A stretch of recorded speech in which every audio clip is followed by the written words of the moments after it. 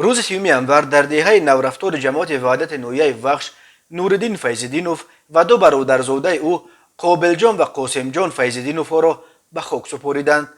عمک و جیانهایش همراه با سه مهاجر دیگر تاجیک شب 26 январ در ولایت ولگگراد روسیه بر اثر زهرآلود شدند از دود یک بنزینگنراتور به هلاکت رسیدند. جنازه های این شش مهاجر شهید را صبح 3 январ از روسیه آوردند. در ویدیویی که به دست اداره پایگاه خبری بامداد رسید دیده می شود که یک مرد روحانی از پیش نزدیکان سه مهاجر شهید را در دهه نورفتار نصیحت می کند که گریه و ناله زیاد نکنند وگرنه تابوت ها را به خانه ندرآورده راست به قبرستان میبرند. مردم راضی می شوند ولی وقت سه تابوت را پای هم وارد حولی می کنند دود و غریو نزدیکان آنها به فلک می پیچد. مگر می توان سوزش چنین فاجعه تلخ را در درون سینه خود پنهان کرد و ناله نکرد؟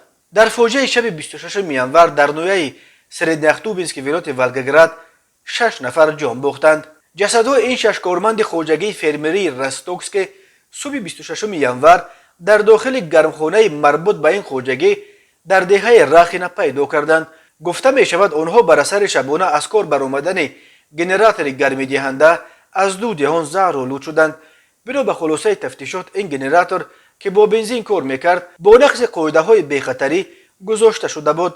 در رابطه به مرگ این شش مهاجر تاجیک مقامات تفتیشاتی ولایت ولگگراد بر اساس قسم 3 ماده 109 کودکس جنایتی روسیه با اتهام از بی احتیاطی به هلاکت رسیدن بیش از 2 نفر پرونده جنایی آغاز کردند.